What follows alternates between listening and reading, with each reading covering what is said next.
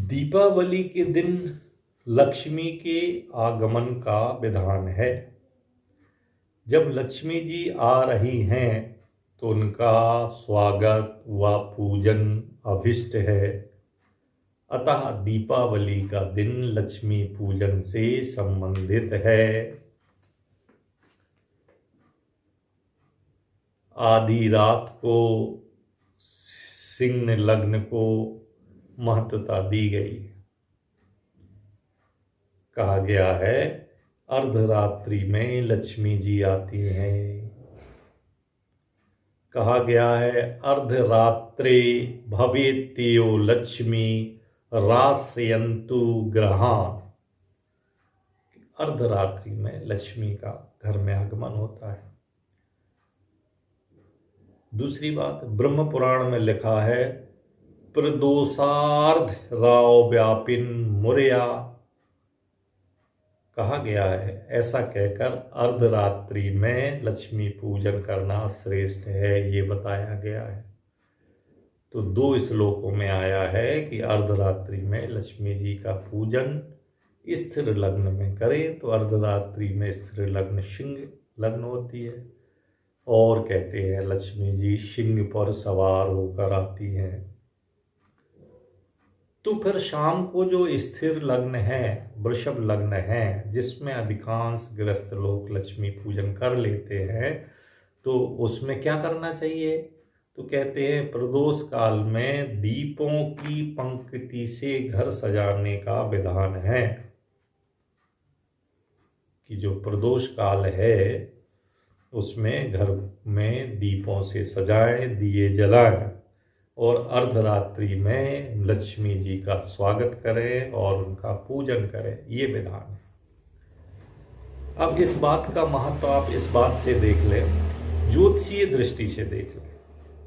अर्धरात्रि में जो स्थिर लग्न है उसमें क्या होगा? अर्धरात्रि की हम एक स्थिर लग्न सिंह लग्न लेते हैं।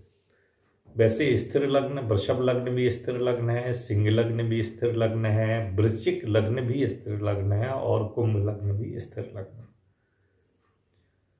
तो ज़्यादातर जो पूजन लक्ष्मी का पूजन लोग सायंकाल प्रदोष काल या वृषभ लग्न में कर लेते हैं।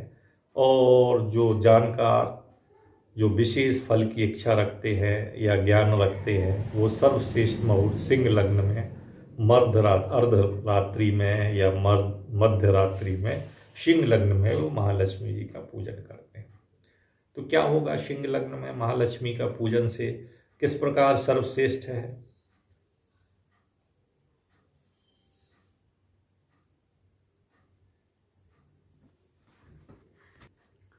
स्थिर लग्न सिंह लग्न में महालक्ष्मी जी महापर्व पर महालक्ष्मी जी का पूजन सर्वश्रेष्ठ क्यों है, इस बात को ज्योतिषीय दृष्टि से आप समझिए।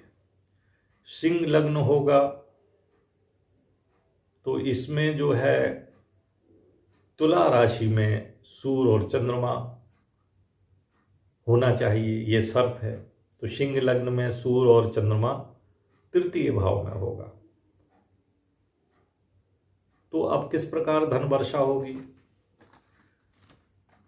तो कहते हैं तृतीय स्थान में जब सूर्य और चंद्रमा की युति होगी, और ये पहले बताया गया है कि सूर्य जो है तुला राशि में होगा, स्वाति नक्षत्र में होगा, चंद्रमा तुला राशि में होगा, स्वाति नक्षत्र में होगा।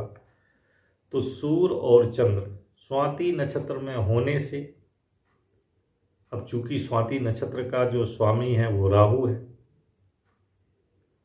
तो स्वाति नक्षत्र में राहु के नक्षत्र में सूर्य चंद्रमा होने से तीसरे स्थान में पराक्रम की वृद्धि होगी और सर्व बाधा निवारण का योग बनेगा।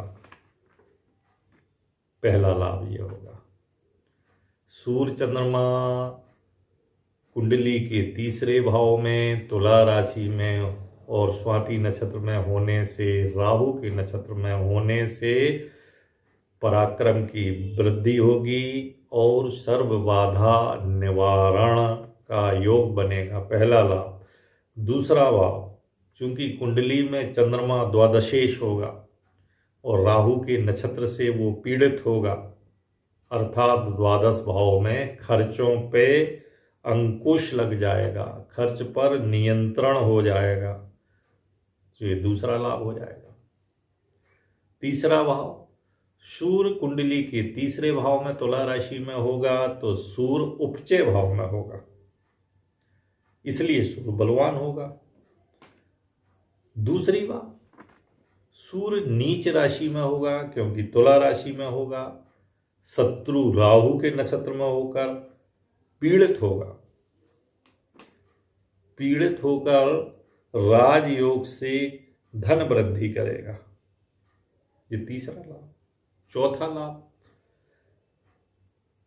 सूर्य जो है नीच राशि में बैठ के अपनी उच्च दृष्टि से नवम भाव को देखेगा तो व्यक्ति का भाग्य बलवान होगा, तो व्यक्ति का पराक्रम में वृद्धि होगी, वृद्धि की सर्व बाधा का निवारण होगा, खर्चों पर नियंत्रण होगा, भाग्य उसका साथ देगा,